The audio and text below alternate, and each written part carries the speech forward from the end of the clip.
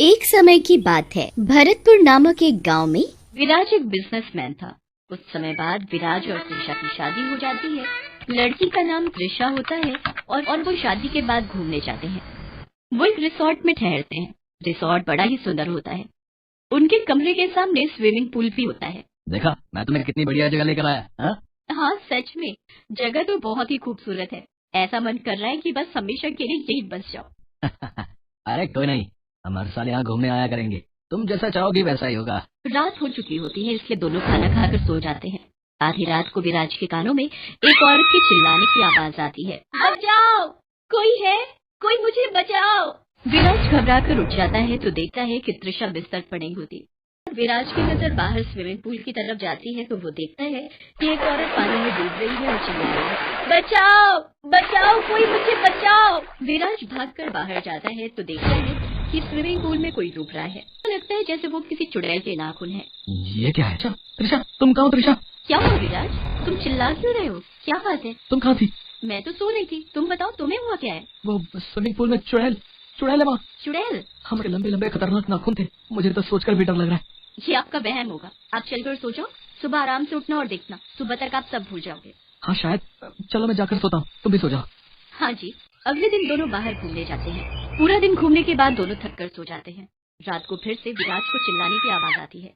विराज उठता है तो उसे स्विमिंग पूल में अपने सामने साफ साफ एक जली हुई चुड़ैल दिखाई देती है।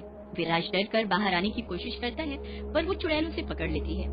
विराज पानी में छटपटाने लगता है पर चुड़ैल उसे फिर भी नहीं छोड़ती। विराज अपनी पूरी जान लगाता है और झट से अपना हाथ चुड़ैल के हाथ से छुड़ा लेता है। वो बिना वक्त बर्बाद किए बस जल्दी से जल्दी पानी के ऊपर आता है तो वहाँ सामने त्रिशा खड़ी होती है। विराज, विराज जल्दी आओ, जल्दी मेरा हाथ पकड़ो। विराज अपना हाथ त्रिशा को देता है। त्रिशा विराज को स्विमिंग पूल से बाहर निकाल लेती है। आज तो मैंने उस चुड़ैल को साफ साफ सामने देखा। हम यहाँ से कल ही वापस चले जाएंगे। मैं यहाँ एक भी दिन नहीं रुक सकता।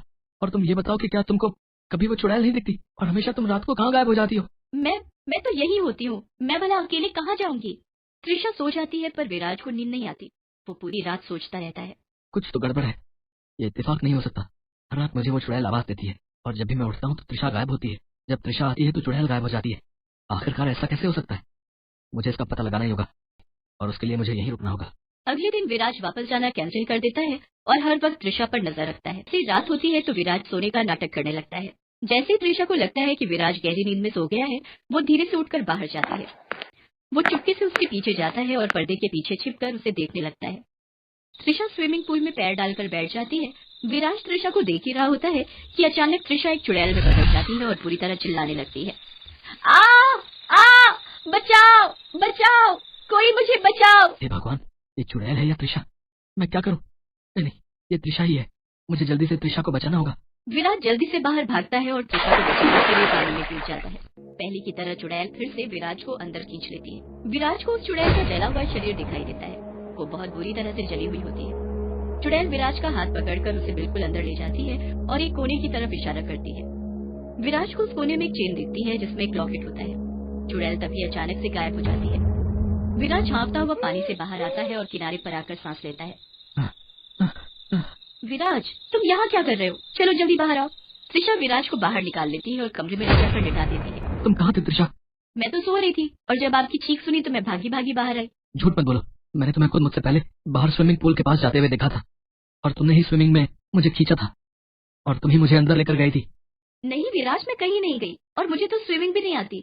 वो तभी के तभी बिस्तर से उठता है, स्विमिंग पूल में जाकर कूद जाता है और अंदर जाकर उस लॉकेट को बाहर निकाल लाता है। विराज उस लॉकेट को खोलता है तो उसमें एक लड़की की फोटो उस रिसोर्ट के मालिक के साथ होती है। विराज अगले दिन उस लॉकेट को लेकर आसपास के लोगों से, ये लड़की, ये तो दूसरी बस्ती में रहती थी पर अचानक एक दिन ये गायब हो गई। इसकी माँ ने इसे बहुत ढूंढा पर ये मिली ही नहीं। पर हुआ क्या है? अब नहीं, कुछ नहीं। अरे बताओ ना साहब जी, आप बहुत परेशान लग रहे हो। आप बताओ, क्या पता मैं आपकी कुछ मदद कर सकूं। विराज उस औरत को सारी बात बताता है। वो औरत जल्दी से विराज को एक तांत्रिक के पास लेकर जाती है और तांत्रिक को सारी बात बताती है कि विराज के साथ उस रिसोर्ट में क्या हो रहा है। तांत्रिक विराज को 2 लॉकेट देता है। एक लॉकेट अपनी बीबी को पहना देना और एक खुद पहन लेना। इससे वो चुड़ैल तुम दोनों के शरीर पर कब्जा नहीं कर पाएगी। पर हाँ, वो चुड़ैल तुमसे कुछ कहना मैं जानना चाहता हूँ कि ये लॉकेट वाली लड़की चुड़ैल कैसे बनी?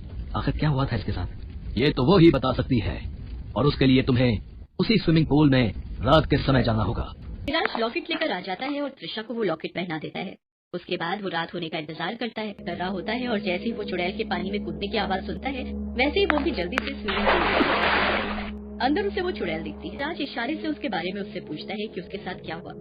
मुझे मार डाला, मुझे जिंदा जलाकर मार डाला। मैं इस रिसोर्ट के मालिक से प्यार करती थी पर उसने मुझे धोखा दिया। उसने मुझसे भी शादी कर ली और दूसरी लड़की से भी।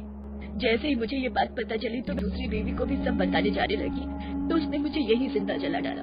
मैं चिल्लाती हुई यहाँ वहाँ भागने लगी और बस खुद को बचाने के लिए स्विमिंग पूल में कूद गई।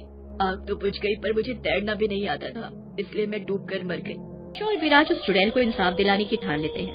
त्रिशा एक पुलिस अफसर होती है, वो उस रिसोर्ट के मालिक को गिरफ्तार करवाती है और वो रिसोर्ट हमेशा हमेशा के लिए बंद हो जाता है।